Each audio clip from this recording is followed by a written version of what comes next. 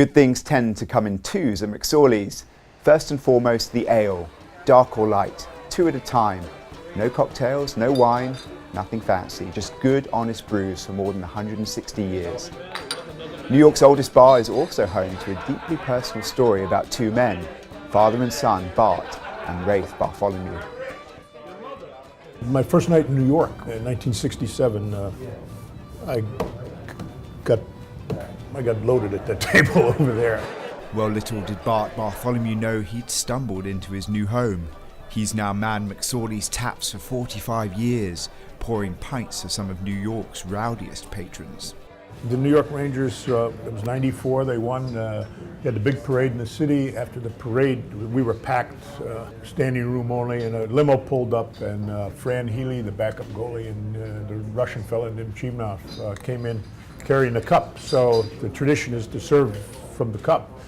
So I was pouring ale into the cup, and then sort of like a mass communion, if you will, serving beer. And the cup slipped from my hands and banged on the stainless steel tray here, and a big boom went out. And everybody got quiet. There was like 200 people, and everybody like, "What's that?" And then a chant went up, "He dropped the cup. He dropped the cup." It's worth noting that's a rarity here at McSorley's, even though the barmen are regularly carrying 10 beers at a time. Bart had left his boyhood home in Ohio, attracted by New York's bright lights. He'd grown up with an abusive father and was determined to get things right with his own son, Rafe. The duo would wake up at the crack of dawn on a Saturday, and Rafe would get to tag along for his old man's shift at the pub. We put him to work, probably illegally at 5 or 6, to pick up a couple of this, run and go get a coffee when he was a little older for us. I can remember him sitting at 5, 6 years old, looking at 3 or 4 of us guys who were working and opening up, and I wanted him to just feel what it was like. And it's always different, obviously, from a child's eyes, a man's world. Probably the first really powerful memory I have, and the one that, the emotional one, is playing with the cat. He was a kitten when I first started coming in, and I would ball up some aluminum foil, roll it through the sawdust, have it chase it around. He'd actually sit right over there and curl up behind the stove. I spent more time here than anywhere else, and especially for New York, it's rare to have a place where pretty much anyone can walk into and find people that have known you pretty much your entire life. It's it feels great to come in and see people if I've been gone for a while and catch up, and also just to sort of smell the ale, smell the sort of age of the place. It's sort of like a nice fermented odor that doesn't just refer to the ale, but to the place, which has sort of been around long enough to ferment a little bit. McSorley's became Rafe's very own library, strewn across the walls tales of decades and even centuries gone by. During those 160 years of fermentation, there are firm reminders of presidential visits, sporting triumphs, and conflicts fought. This is also a bar that's experienced 2 world wars. Rafe, tell me a little bit about the war history and how that's represented here in McSorley's. Well, talk about probably the most famous, and for us, what feels like maybe the most sacred artifacts in the bar are the wishbones hanging on the gas lamp above the bar, which the story is that they were hung up by a group of local soldiers who were getting ready to ship out for World War I. It was right after Thanksgiving in 1917, so we're coming up on 100 years. They came here to McSorley's to have a going-away party. They each brought in the wishbone from their Thanksgiving turkey, and they hung them up for good luck. And then, drank, told stories, went home. A little while later, shipped off to the war. And all the guys who survived and made it, they came back to the city, came back to McSorley's and took down a wishbone. And then all the ones that remained belonged to the guys who didn't make it. And so ever since then, they've stayed up on that gas lamp, to honor that sacrifice. It's a bar that stood the test of time, a place of permanence, one where soldiers can leave their mark, safe in the knowledge that their legacies will be remembered.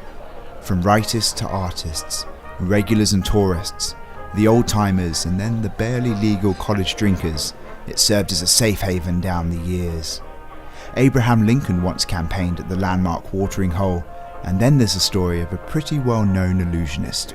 There's also a famous magician who supposedly has been here. There's a little bit of debate as to whether it happened or not. The handcuffs there sort of tell the story. So Harry Houdini, the famous escape artist, was he's a downtown native. He grew up in the Lower East Side, not far from McSorley's, and the story is the pair of handcuffs hanging above the bar there belonged to a local policeman, and when Houdini came in, the guy kind of, puffed his chest out a little bit and said, "You're an escape artist. Let's see you get out a pair of real cuffs." And so, Houdini's like, "Sure thing." Puts the cuffs on, goes behind the bar, and somehow, whips him right off. And sort of in commemoration of that moment, we left the cop donated the cuffs to the bar. Hungarian by birth, Houdini in many ways represents the melting pot that McSorley's in the East Village that the bar lies in the heart of has become. That eclectic vibe reflected on what's a rather interesting continental menu. This is the traditional cheese plate. Yes. Been Pretty around self-explanatory, but talk us through this particular dish. This was sort of like the working man's lunch. And it goes back to John McSorley's original. Yeah. I mean, one of the things first, it was "Be good or be gone," and The slogan on was good ale, raw onions, and no ladies. No ladies. So I mean, this dish basically goes back to 163 years of the founding of the bar, and it's still probably we go through more of these in a night than any other food item. Serve it. We mix the mustard every day with a little bit of the ale from the taps and hot water and the mix in the back. So the idea is you essentially crack a piece of cheese, as much onion as you like, and a dollop of mustard. The mustard here is spicy, so people get themselves into a little bit of trouble with it sometimes. I've had it before, and it has quite a distinct feeling on the nose. Yeah, it can blow the sign. It's good for the winter time when you got a little bit of a runny nose or you're stuffed up. It can clear you out very quickly. You either like it from the beginning or you learn to like it. Like it or learn to like it.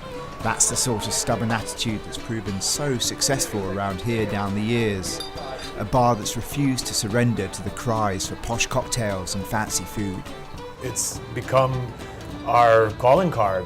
We try and keep everything as close to the original as possible, to the point that a lot of the work behind the bar is still done by hand. The thing that really makes it special is that as the rest of New York just sort of changes at warp speed around it, now McSorley's is here and staying the same.